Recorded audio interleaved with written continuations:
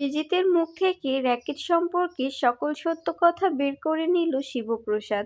রেগে গেল কর্ণ চ্যাটার্জি। হ্যাঁ বন্ধুরা, এমনটাই দেখা যাবে। বিস্তারিত জানতে ভিডিওটি না টেনে সম্পূর্ণ দেখতে থাকুন। গল্পের শুরুতেই দেখা যাবে শিবপ্রসাদকে কর্ণ চ্যাটার্জি ফোন করলে তখন কর্ণ চ্যাটার্জি শিবপ্রসাদকে ধমকে দিয়ে ফোনটা কেটে দেয়। এরপরে দেখা যায় কর্ণ চ্যাটার্জি এসে সত্যজিৎকে বলতে থাকে, আপনারা টেনশন করবেন না, বিজিতকে অ্যারেস্ট করা হয়েছে। বিজিত এখন কাস্টাডিতে আছে, ওকে কেউ তুলে নিয়ে যায়নি, বরঞ্চ স্পেশাল ব্রাঞ্চে ওকে তুলে নিয়ে গিয়েছে। এই কথাটা শুনে চমকে যায় সবাই। এরপরে দেখা যায় নন্দিনী বলতে থাকে, ঠিকই তো হয়েছে, যে যেরকম কর্ম করবে সেরকমই তো শাস্তি পাবে, তাই না? তখন আয়েশি বলতে থাকে, কেন, বিজিত কি করেছে? বিজিত কি কোনো অপরাধী যার জন্য ওকে ওকে কাস্টাডিতে নেওয়া হয়েছে? ঠিক তখনই দেখা যায় এদিকে লাট্টু ও পিকু বলতে থাকে, দেখেছিস, আজকে তো কনে মাসির বিয়েটা হলো না, তবে তো আমাদের এই যে খাওয়া দাওয়াটাও হবে না, তাই না? কত কিছু হয়েছিল, মাটন হয়েছিল, ফিশ হয়েছিল, অনেক কিছু খেতে চেয়েছিলাম তো, কিন্তু কিছুই তো খেতে পারবো না। তখন পিকু বলতে থাকে, হ্যাঁ রে ভাই, কিছুই খাওয়া হবে না, অনেক তো খিদে পেয়েছে, তাই না? ঠিক তখনই দেখা যায় নন্দিনী এসে বলতে থাকে, তোমাদের খিদে পেয়েছে? তখন দেখা যায় লাট্টু ও পিকু বলতে থাকে, হ্যাঁ মাসি, আমাদের খিদে পেয়েছে, তাই তো বলছিলাম, আমি আর ভাই তো এটা নিয়েই কথা বলছিলাম। তখন দেখা যায় নন্দিনী বলতে থাকে, খিদে পেয়েছে তো খাবে, চলো আমি তোমাদের খাইয়ে নিয়ে আসি। তখন দেখা যায় লাট্টু বলতে থাকে, ভালো মাসি, আমরা যদি এখন খাই তবে আবার কেউ কিছু বলবে না তো? তখন নন্দিনী বলতে থাকে, না বাবা, তুমি এমন করে বলছো কেন, কে কি বলবে? ঠিক তখনই দেখা যায় সত্যজিৎ এসে বলতে থাকে, তুমি ওই ভিখিরিদের খাওয়াবে না, বুঝতে পেরেছো? তোমাকে আমি বলে দিলাম, তুমি ওই ভিখিরিদের আমার বাড়িতে খাওয়াবে না। এ কথাটা শুনে নন্দিনী বলতে থাকে, ছি বাবা, তুমি এতটা নীচ, তুমি এভাবে বলতে পারলে? বাচ্চাগুলোকে তুমি এভাবে কি করে ইনসাল্ট করতে পারো? ওর মায়ের সঙ্গে তোমার যাই হোক না কেন, ওর সঙ্গে তো তোমার কিছু হয়নি, তুমি বাচ্চাদের কেন ফিকিরি বলছো? তখন সত্যজিৎ বলতে থাকে, মায়েরই তো সন্তান, তাই না? তখন দেখা যায় নন্দিনী বলতে থাকে, তবে টটিনিও তো তোমারই সন্তান। টটিনির কোনো ভুলের জন্য যদি তোমাকে কেউ আঙুল তোলে, তোমাকে শাস্তি দেয়, সেটা কি মেনে নিতে পারবে? তখন দেখা যায় কর্ণ চ্যাটার্জি বলতে থাকে, সত্যজিৎ বাবু, আপনার এই মেয়েটার না বড্ড গলা হয়েছে, আপনার এই মেয়েটা বড্ড কথা বলে। তখন দেখা যায় নন্দিনী বলতে থাকে, গলা তো হবে, হ্যাঁ অবশ্যই হবে। ঠিক তখনই টটিনি এসে বলতে থাকে, ড্যাডি, তুমি কিন্তু আমার বাচ্চাদের এভাবে অপমান করতে পারো না, আমার বাচ্চাদের তুমি এভাবে অপমান করতে পারো না, বুঝতে পেরেছো? তখন সত্যজিৎ বলতে থাকে, এতটাই যখন ইগোতে লাগছে তবে এখানে কেন পড়ে আছো? বাচ্চাদের বাড়িতে গিয়ে নিজের বাড়িতে নিয়ে গিয়ে নিজের স্বামীর টাকায় খাওয়াতে পারো না, এখানে কেন পড়ে আছো নির্লজ্জের মতো? তোমাকে তো আমি এখানে ডাকিনি, কেন বাচ্চাদের নিয়ে এখানে এসছো? এরপরে টটিনি লাট্টু ও পিকুকে নিয়ে চলে যেতে যাবে। ঠিক তখনই দেখা যায় দীপালি এসে বলতে থাকে, প্লিজ টটিনি, এভাবে না খেয়ে যাস না। তখন টটিনি বলতে থাকে, জানো, তোমাদের এই যে এতগুলো খাবারের থেকে আমাদের বাড়িতে যে একটি লোক আছে, ওনার শিক্ষা সহবত অনেক বেশি। উনি যে টাকা দিয়ে আমাদের যেটুকুই খাওয়াক সেটুকু খেলে আমরা হজম করতে পারি। আমাদের মনে অনেক সুখ থাকে, শান্তি থাকে। কিন্তু তোমাদের এত কিছু খেয়েও আমরা হজম করতে পারি না, আমাদের পেটটা ভরে না। কেন জানো? কারণ তোমাদের এগুলো অসৎ পথে কামানো রোজগার। এই জন্য তোমাদের এত টাকা পয়সা কিছুতেই আমাদের সহ্য হয় না। তখন দেখা যায় নন্দিনী বলতে থাকে, ড্যাডি, তুমি কিন্তু তটিনীর সঙ্গে এভাবে কথা বললে ঠিক করলে না। ঠিক তখনই দেখা যায় তটিনী হঠাৎ জ্ঞান হারিয়ে মাটিতে পড়ে যায়। এরপরে চিৎকার করতে থাকে লাট্টু ও পিকু। এরপরে নন্দিনী বলতে থাকে, বোন, তোর কি হয়েছে, ওঠ।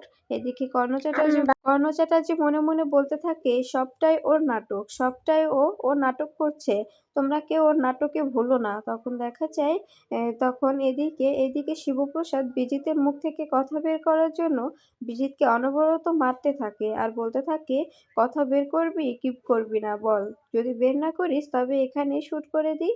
তখন দেখা যায় স্যার দাঁড়িয়ে দাঁড়িয়ে শিবপ্রসাদের ইন্টারোগেট করা দেখছিল।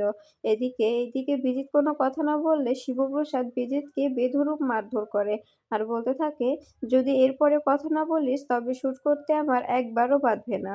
তখন বিজিত বলতে থাকে, "আমি জানি আপনি আমাকে কিছুতেই মারতে পারবেন না। কারণ আমি হচ্ছি আপনার শালিকার হবু বর। আপনার পক্ষে আমাকে মারা কোনোভাবেই সম্ভব না।" তখন দেখা যায় তো শিবপ্রসাদের ফোনে হঠাৎ ফোন এলে তখন শিবপ্রসাদ বলতে থাকে, "হ্যাঁ, কি বলছেন বলুন।" তখন ওপাশ থেকে দীপালি বলতে থাকে, "বাবা তুমি কোথায়? এদিকে না হঠাৎই টটিনি জ্ঞান হারিয়ে মাটিতে পড়ে গেছে। আমরা কিছু বুঝতে পারছি না। হঠাৎই মেয়েটা কেমন একদম মাটিতে গড়িয়ে পড়ে গেল।" তখন এই কথাটা শুনে শিবপ্রসাদ একদম স্তব্ধ হয়ে যায় আর বলতে থাকে, "ঠিক আছে আমি আসছি, আপনারা ওকে সামলান, আমি আসছি।" এরপরে স্যার বলতে থাকে, "কি হয়েছে?" তখন দেখা যায় শিবপ্রসাদ বলতে থাকে, "স্যার টটিনি হঠাৎ মাটিতে পড়ে গেছে।" তখন শিবপ্রসাদকে স্যার বলতে থাকে, "তবে তোমার ধারণাই ঠিক যে ও উপর থেকে পড়েছিল বটে। ও গদিতে জাম্প করলেও ওর শরীরে চোট পেয়েছে। এটার থেকেই ও জ্ঞান হারিয়ে ফেলেছে?" তখন শিবপ্রসাদ বলতে থাকে, "হ্যাঁ স্যার, আমার মনে হচ্ছে তাই।" এরপরে দেখা যায় শিবপ্রসাদ টটিনিকে নিয়ে হসপিটালে চলে আসে। হসপিটালে এসে ডক্টরকে ডাকতে থাকলে তখন প্রাচী বলতে থাকে, "এখানে কি ডক্টর বলতে কেউ নেই? এখনো কেন ডক্টর আসছে না?" ঠিক তখনই ডক্টর এলে তখন শিবপ্রসাদ ও প্রাচী বলতে থাকে, "ও হঠাৎই জ্ঞান হারিয়ে ফেলেছে, ইমিডিয়েটলি দেখুন ওর কী হয়েছে।"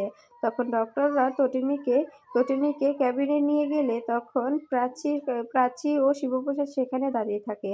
এরপরে নন্দিনী বাচ্চাদের নিয়ে সেখানে এলে বাচ্চারা অঝরে কাঁদতে থাকে আর বলতে থাকে, "মাসি আমাদের মাম্মি ঠিক হয়ে যাবে তো? আমাদের মাম্মির কিচ্ছু হবে না?" তখন দেখা যায় নন্দিনী বলতে থাকে, "না বাবা তোমাদের মাম্মির কিচ্ছু হবে না। তোমাদের মাম্মি একদম ঠিক হয়ে যাবে, একদম ঠিক হয়ে আসবে।" তখন দেখা যায় শিবপ্রসাদকে নন্দিনী বলতে থাকে, "আচ্ছা শিবপ্রসাদ ওর কি কোনো শারীরিক সমস্যা ছিল? ও কি কোনো শারীরিকভাবে ও অসুস্থ ছিল?"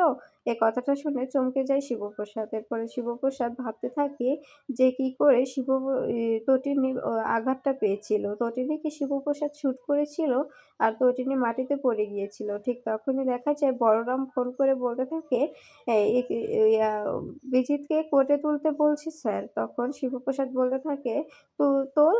তখন বিজিতকে বলরাম বলতে থাকে, "তুই থাকবি না?" তখন শিবপ্রসাদ বলতে থাকে, "আমি এদিকে তটিনীকে রেখে কি করে যাই বল? তোরা ওই দিকটা সামলা, আমাকে প্রয়োজন হলে আমি আসবো।" তখন নন্দিনী বলতে থাকে, "তুমি কার সঙ্গে কথা বলছিলে?"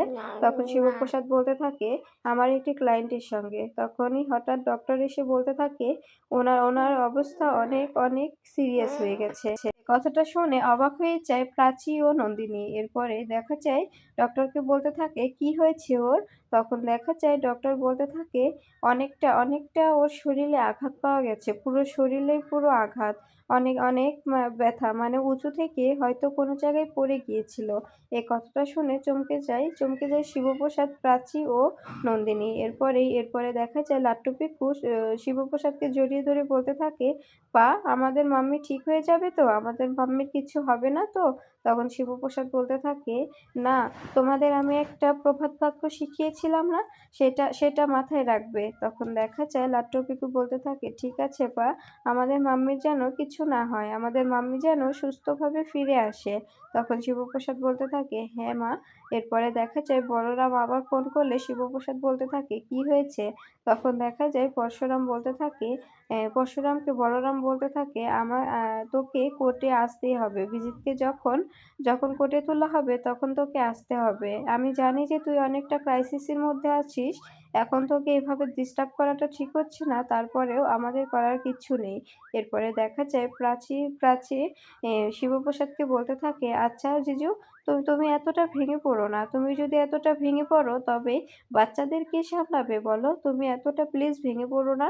এরপরে ডক্টর আসলে তখন প্রাচী ও নন্দিনী বলতে থাকে, "এখন কী অবস্থা?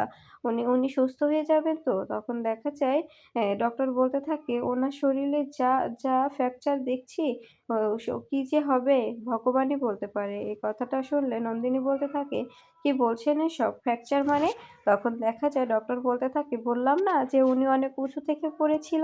তারপরে দেখলাম ওনার শরীরে একটা চিহ্ন। মনে হয় বুলেট ছুঁয়ে গেছে।" এই কথাটা শোনা মাত্রই অবাক হয়ে যায় নন্দিনী। নন্দিনী বলতে থাকে, "এসব কি বলছেন? বুলেট ছুঁয়ে গিয়েছে মানে? ও তো কাল সারাদিন আমার সঙ্গেই ছিল। ও তো সব বিয়ের আয়োজন করছিল।" তখন ডক্টর বলতে থাকে, "সেটা তো আমি বলতে পারব না। কিন্তু ওনার শরীরে একটি চিহ্ন, সেই চিহ্ন দেখে স্পষ্ট বোঝা যাচ্ছে ওখান দিয়ে বুলেট ছুঁয়ে গেছে। আর ওনার শরীরে অনেকটা ফ্র্যাকচার হয়েছে। উনি হয়তো কোনো উঁচু জায়গা থেকে নিচে পড়েছিল। এজন্য উনি প্রাণে বেঁচেছে, কিন্তু ওনার শরীরে অনেক জায়গায় ক্ষত তৈরি হয়েছে।" এরপরে দেখা যায় এদিকে বিজিতকে কোর্টে তোলার জন্য বাইরে নিয়ে আসা হয়। গাড়িতে উঠানোর জন্য যখনই গাড়িতে উঠায় তখন হঠাৎ বিজিতকে নিয়ে গাড়িটা চলে যায় স্পেশাল ব্রাঞ্চের, কেউ গাড়িটাকে ধরতে পারে না।